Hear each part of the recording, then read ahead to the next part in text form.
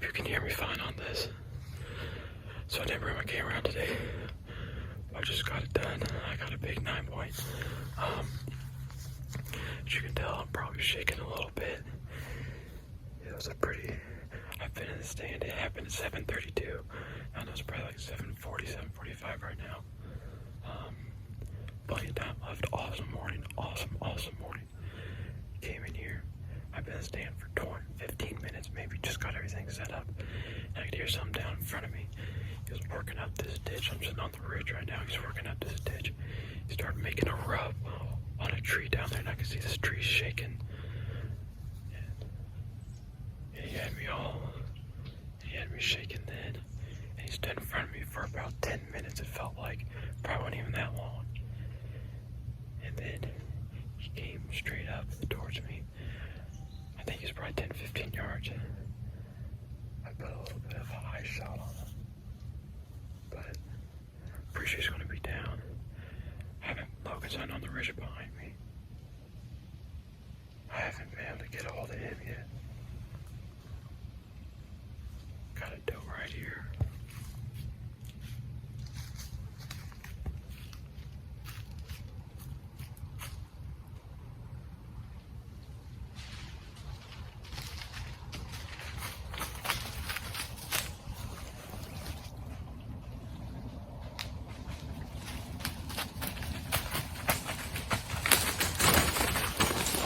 Buck's chasing the doe.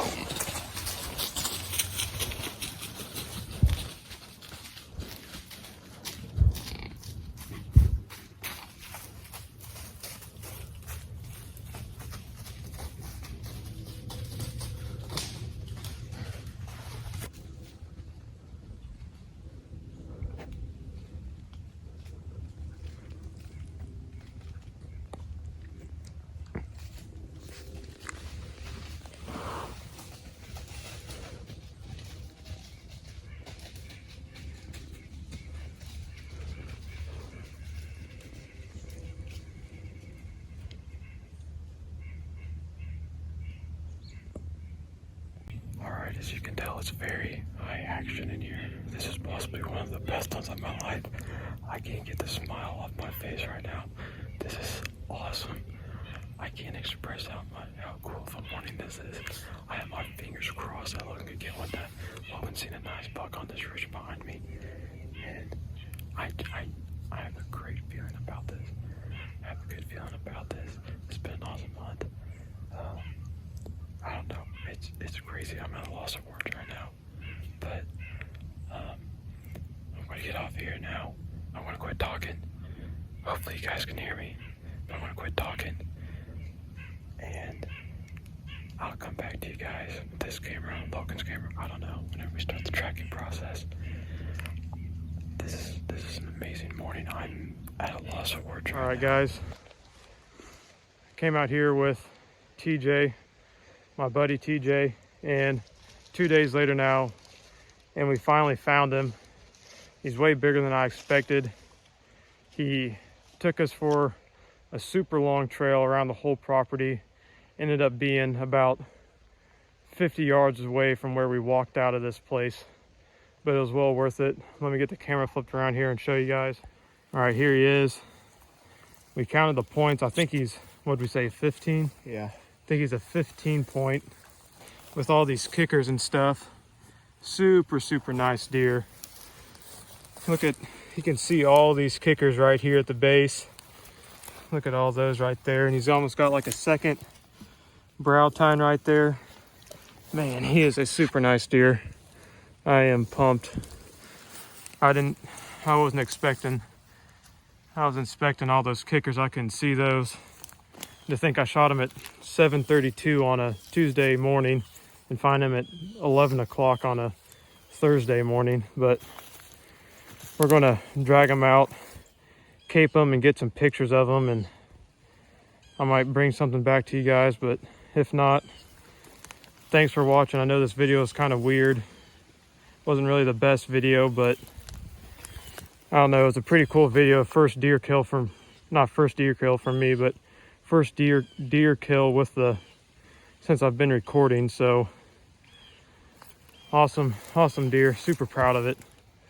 I'm at kind of a loss for words. I'm just ecstatic about this deer. Well, thanks for watching, guys. See you in the next one.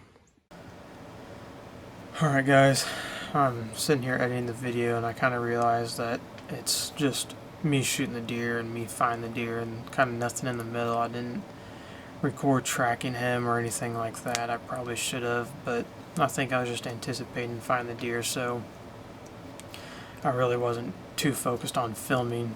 But I want to kind of explain kind of how tracking went and just kind of give you guys a little bit more of the story, make the video hopefully a little bit more interesting. So starting out on Tuesday morning, I shot him around 7:32, and Logan was hunting with me that day, and I got a hold of him, kind of told him about it. We were both super excited. I think we both wanted to get down at that moment in time, but I thought I put a kind of a high shot on him, and I didn't think it was going to be the best of shots. I thought it was going to be a kill shot. It just wasn't going to be the best of shot. But so we both agreed to kind of wait the morning out, let him hunt the rest of the morning because it seemed like such a good morning, and then we were going to get down around 9 and go find him. So 9 o'clock rolls around and he comes up to the stand. We get ready to start on the tracking process, and you know, at the beginning there we didn't really find much for blood as I shot him in the lungs, and went on. Then about 40-50 yards away from the stand, we started picking up, the blood started picking up a lot, and we're starting to get really good blood signs. And we went along and we topped one of the ridge tops and then went down, and then we were right over the top of the ridge. There's a ditch down there probably about 40 yards away from it, and so we both kind of anticipated he's going to be in the ditch because blood signs started to really pick up. It was just big long lengths of blood, just kind of every so many feet. It was a pretty easy track job, so we thought he was going to be in the ditch. Well, he wasn't in the ditch. He ended up going about another 100 yards and bedding down. Well, we didn't know that, and we kept tracking the blood. And you know, this is 2 hours after I shot him, so we both kind of assumed he'd be dead already. Well, we kept tracking him, and he was on a bed and he was still alive, so we ended up bumping him. Well, we didn't know really what exactly to do, so we didn't really want to keep bumping him. We knew that, so we just sat down against this tree and sat there for about an hour to hour and 15 minutes, just kind of let him run out and just kind of go bed down somewhere and hopefully just be done after that. Hopefully we wouldn't bump him anymore. Well, so we started the tracking, so we started up again probably 10:30 or 11 o'clock. It may have been closer to 11. I don't really know. Don't really remember. But so we started tracking, and of course tons of blood on the bed that he was laying down at. I mean, blood everywhere there. And he crossed another big ditch that runs through that property, and there's a ton of blood. There's quite a bit of blood in the ditch as well, and we couldn't really figure that he would have went too much farther than after we bumped him, because he'd already lost a lot of blood at this point. So we tracked him, and it was probably, I don't know, the whole track job in itself is probably about a mile long. So I don't know how far it was after we bumped him that we were tracking him, but he ended up entering one of the thicker CRP pieces. It's not really, I don't even know if it's in CRP. It's just really grown up grass and cedar trees and stick tights everywhere. So we started tracking him through that, and we found a bed in there where he'd laid down, and there's quite a bit of blood there, and it was starting to get kind of sticky. So it was starting to get sticky and clot up basically, and like, well, again, surely couldn't have went far because we were on steady blood the entire time. So we were walking through there, through the CRP and thick grass, and you know, blood's kind of hard to see in that stuff, and when he's not really bleeding that much as it is, and you know, it was probably another 60 to 100 yards we were walking through this. I don't exactly know how far it was because it was just so thick, and we kept having to turn and walk around stuff. So I don't know how many yards it really was, but you know, we just kind of kept turning around, and we were on blood the entire time until we got to about the edge, the west edge of this thick grassy piece. We ended up losing blood. We couldn't figure out where he went or anything like that, so we were both kind of stumped and kind of aggravated, so we both decided to back out, and we went into a tree line, walked down the tree line, and didn't find anything in there, and so we just kind of left that. We left then. It was probably 12:30 by that time, and we ended up going back. My dad, brother, and I.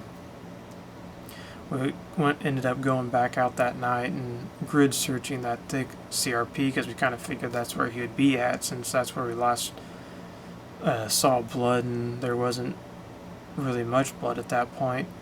But we grid searched that for 2-3 hours. We were still out there whenever it was dark and didn't find anything, didn't find any more blood or anything like that. So we left that. So we left, and we were all just kind of stumped, didn't know what to do. And next day comes Wednesday. Logan's talking to our friend Dalton, and he was explaining to him kind of where it was. And I don't know how we didn't think about this, but he said, oh, he's going to be going to the pond or going to the water. You know, most of the time whenever deer are hurt, they go to water. And so we're like, well, yeah, how did we not think about that? So Thursday, Logan had to work, and I went out, and our friend TJ came up and was doing the track job with me, and we started. I don't know. We were tracking for probably 10 minutes, and we found him. We started on the west side of this pond. It's got a little tree line coming down from it. Started on the west side of the pond and started working up the back side of it, heading north, and got to the north side of the pond. And I went up there to the bank of the pond, was looking around it and looking as much as I could to make sure he wasn't like maybe laying in the pond or on the bank somewhere, and I couldn't see him. And so TJ said, well, let's keep working around this pond, make sure he's not there.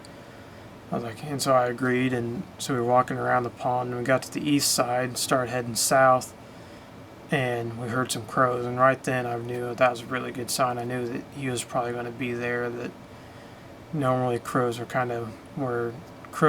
a pretty good indication of where the deer will be and helps you track a lot. So sure enough, the crows went off, and I heard that, and I got excited, and probably 30 seconds later TJ saw the body, and so I went running down there, of course, and you know, I called my brother, we FaceTimed him, showed him, and we were all pumped up and excited to find the deer. And it was way bigger than, like I said, it was bigger than I expected him to be. I thought he was just a mainframe 9-point.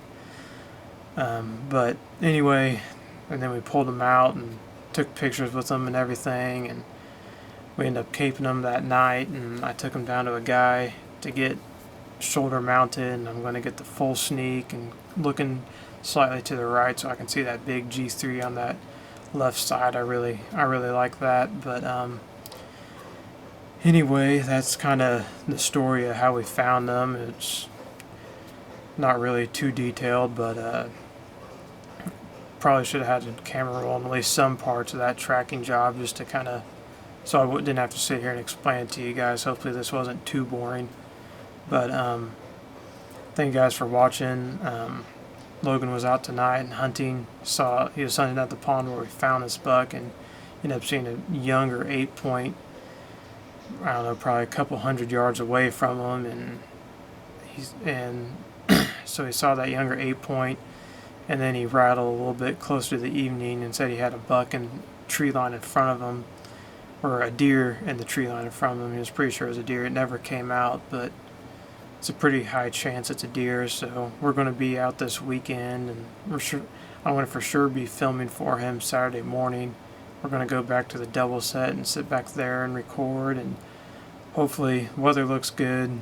Time of the year is really good, so hopefully it'll be a good sign, and hopefully we'll have some good luck this weekend. But again, thanks for watching, you guys, and I'll catch you guys this weekend.